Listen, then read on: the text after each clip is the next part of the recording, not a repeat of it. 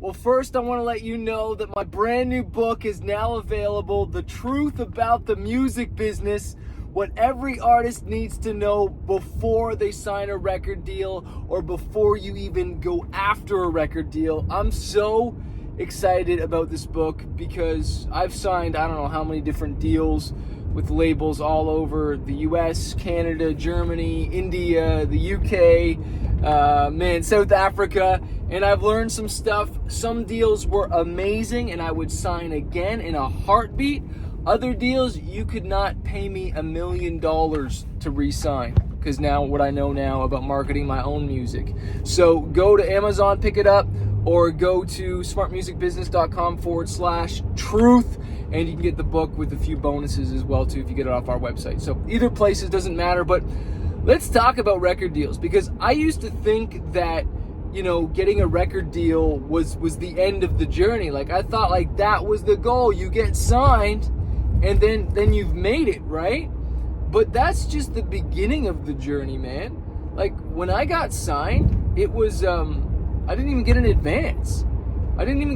No money up front. And the advance is like an advance payment on record sales. And so that shows you how much the label believed in me.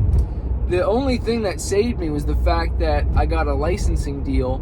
And so the label licensed my record from me for a period of 7 years so that they could sell it, distribute it. They had control of it, but then I would get it back. So they licensed it. Normally on most deals, man, they own you, man. And normally you would get an advance when you do either deals, but because I had no leverage, all right, and I talk about that book that you need to treat your music career like a business, and you invest in it to make it more valuable, so then when someone wants to buy it or put an offer on to invest in it, you can say, no, it's worth more than that. But this is the thing. Artists don't know their worth. You don't know how valuable you are. You don't know how valuable your songs are. We just had a video game placement happen for EA games, or no, WWE games, for my song that was like now 3 years old. I own it, control everything. They promoted and did a little trailer for it, and they posted to their Instagram that has over 1 million followers, okay, let alone TikTok and everything else, and just being in that little trailer that they think. And I got paid for the trailer, plus I got all the exposure for free. And so this is the idea. Like I could have signed that song away to a label, and they give me like some little amount, and then I get this huge advance or this huge TV placement, and the label goes and takes a big chunk of that, but they did zero work for it. So you really need to understand your value, and that your songs, like I'm talking songs that could be not just 3 years old, they could be 10 years old, they could be 20 years old and still making you money, but you signed for this one little payment up front, and that's all you got, and now you only get 20% while the label gets 80% for like life. You know what I'm saying? And so you need to really understand the perspective here, and when you're signing a deal. And this is the other thing.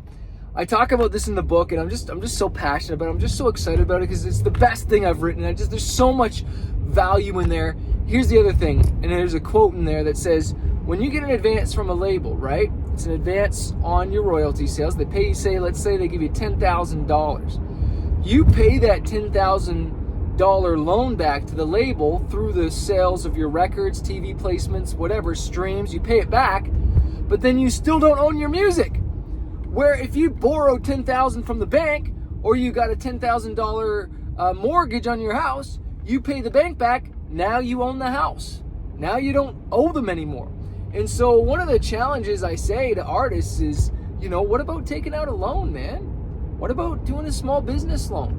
And I'm not big on debt, but I am big on you going into debt to build your business, and then the business pays back the debt, as opposed to you just signing with the label.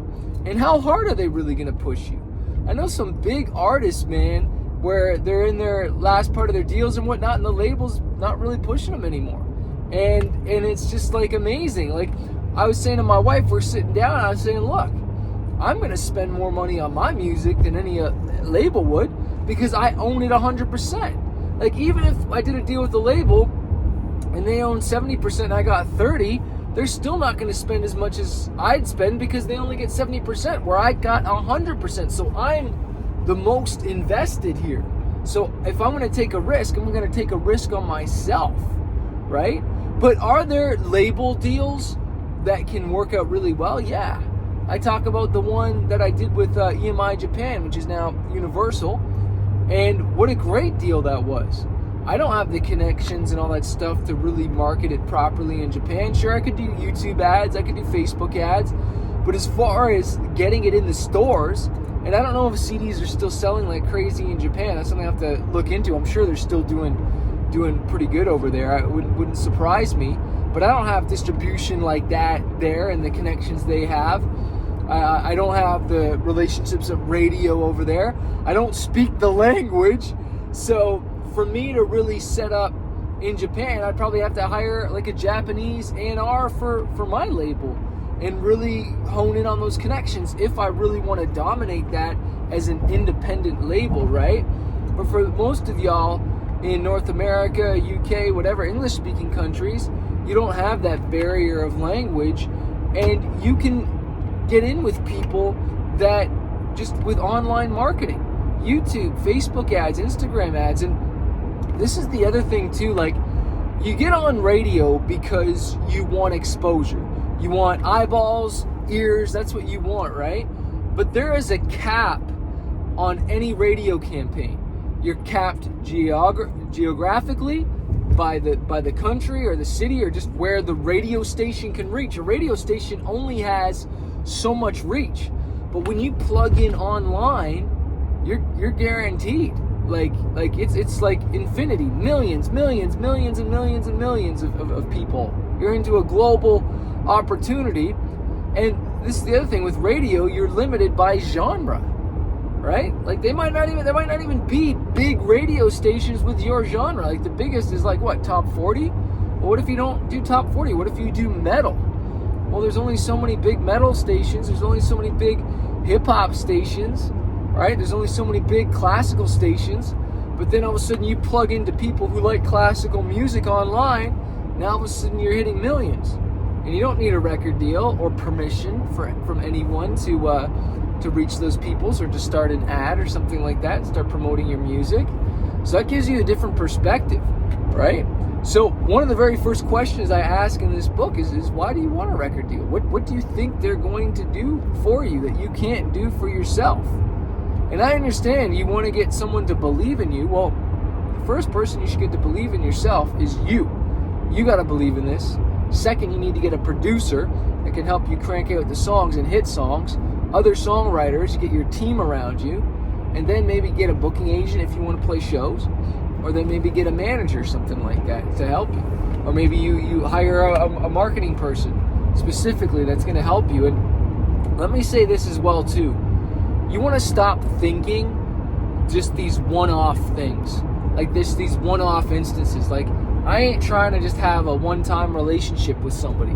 Especially in the business if they're helping me market or do something. Like I want it to be long-term. Like, why am I building this relationship? Why are we even starting at radio? Or why are we even starting this campaign if it's only going to be for one song or it's going to be a short-lived? Like, I want you to think long-term. I don't want you to think, oh, well, I started that, now it didn't work. I started that, it didn't work, didn't get the result I want, so now I'm quitting, and you end that relationship. Like, I want you to think about working with people that you're going to be with for a longer period of time, right? And that's why we have coaching programs that go for a year now. And again, if you want one-on-one coaching, go to smartmusicbusiness.com/coaching. You can book a one-on-one with me. But definitely pick up that book, smartmusicbusiness.com/truth, or just get it on Amazon, because it even gives you the cold email templates on what you would say to a label when you're ready and when you should start seeking that out and when you shouldn't, because a lot of you seek it out too early like I did. I didn't know that I needed to get more experience under my belt. I needed more hit songs. I need to have a business. I didn't have a business. So why would they invest in a business that hasn't proven itself?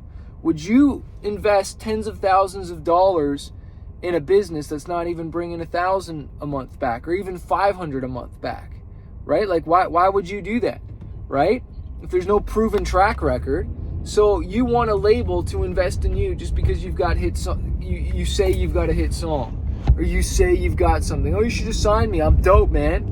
I'm dope. I'm good. You should just sign me. But there's no proven tour record. There's no proven followers on Instagram, Facebook. One of the other things I say in there is that, they look at the followers. They look at if you've got a photo shoot done. They look at if you've got a bio done. Everything that you have already done is an asset that has value. Everything that you don't have, that means a label has to invest in it themselves, and they've got to spend the money. So why don't you do the work and put yourself in a better position, and then you even understand the business better, right? Like I hear of even business takeovers, right? Where a big angel investor will come in, but then they don't even fully understand the business, and then they take it over, and then the whole thing falls down. Like, you want to understand the business. You don't want to just be focused on music. You want to understand the business side, or else there ain't going to be no music. There ain't going to be no music party. You need to understand the business.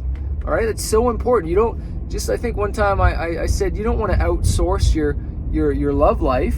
All right, you don't want to outsource your love life. You want to have your own romantic love life yourself with someone that you love. You don't want to outsource. Oh, I'm going to delegate my love life to someone else and go on romantic dates and all that stuff. You know what I mean? Like, no, you're involved. Well, it's the same thing with your music business. It's the same thing with your marketing. Like, you want to be tapped into the vein on that. You don't outsource that. All right?